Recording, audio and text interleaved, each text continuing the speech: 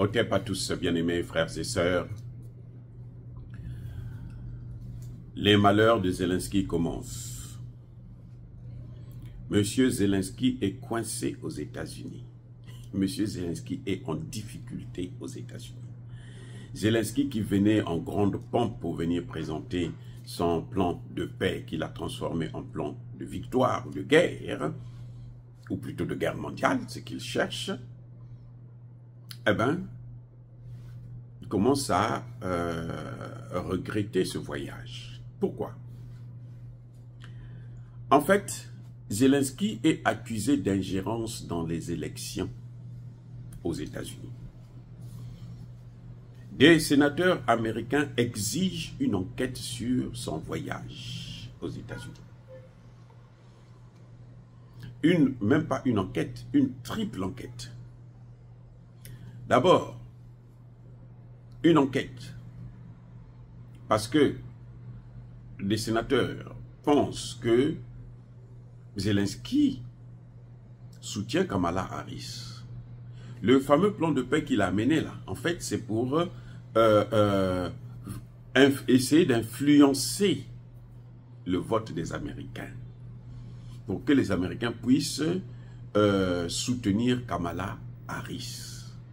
Parce que M. Zelensky a peur de la victoire de Donald Trump qui a dit, moi, avant même que je commence mes fonctions, je vais arrêter ce conflit. Je vais appeler Zelensky, je vais appeler Poutine, je vais dire, arrêtez maintenant, ça suffit. La récréation est terminée. Et donc Zelensky a peur de ça. Mais en fait, en réalité, ce n'est pas Zelensky qui a peur de ça. Ce sont ceux qui manipulent Zelensky qui ont peur de ça. Donc ce sont les Américains eux-mêmes. Il y a une classe américaine, des va-t-en-guerre américains, qui pensent qu'il faut que cette guerre continue parce que c'est une aubaine pour l'industrie militaire. Et oui, le lobby militaire, c'est ça qu'ils attendent. Ils adorent les guerres. Il faut qu'il y ait des guerres pour qu'eux, ils puissent gagner de l'argent. S'il n'y a pas de guerre, ils ne gagnent pas de l'argent. Donc, là où quand on trouve quelqu'un comme ça, ben, ça les arrange. Mais, comme vous savez, les Américains, ils n'ont jamais pris leurs responsabilités. Qu'est-ce qu'on fait? On met ça sur le dos de Zelensky. Oui, on l'accuse d'ingérence. Donc, ce qu'on disait à Poutine, que Poutine influence les élections au profit de Donald Trump, maintenant, on dit que Zelensky aussi influence les élections au profit de Kamala Harris. Je pense que M. Zelensky comprend maintenant que les États-Unis ne sont pas gérés sur BFM TV ou quoi, ou bien LCI. Non, ce n'est pas LCI qui décide. Ici aux États-Unis, là, on n'écoute même pas LCI. Oui, on n'écoute même pas LCI. Même CNN, ils ont du mal. Vous savez que la chaîne ABC, qui a managé le débat Kamala Harris et Donald Trump, est en difficulté. Les gens appellent maintenant au boycott de cette chaîne.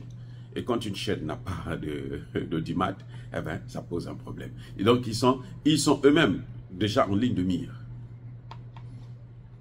Donc, voilà, M. Zelensky est accusé d'ingérence et une enquête est diligentée à ce sujet. Ça, c'est la première enquête.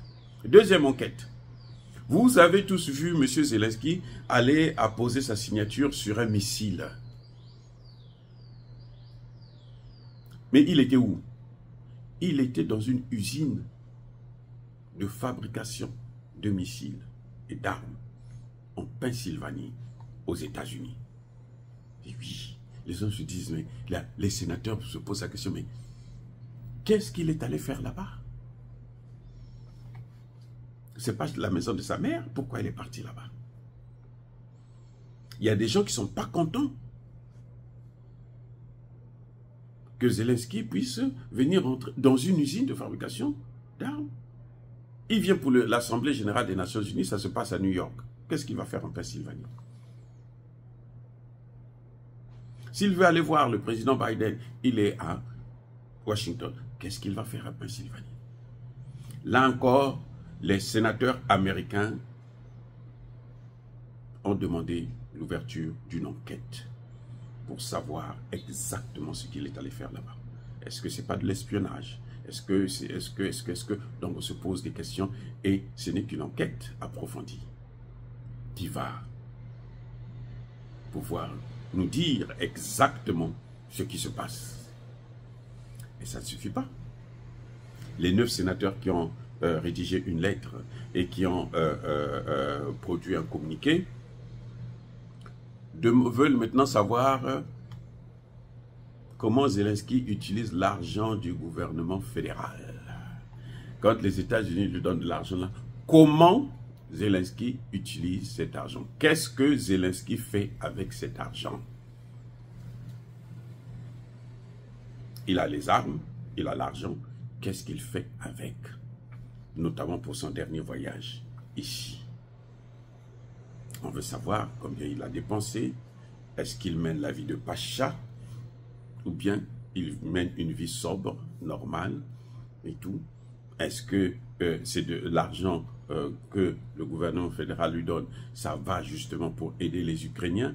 Ou bien c'est de l'argent pour aider les va-t-en-guerre, les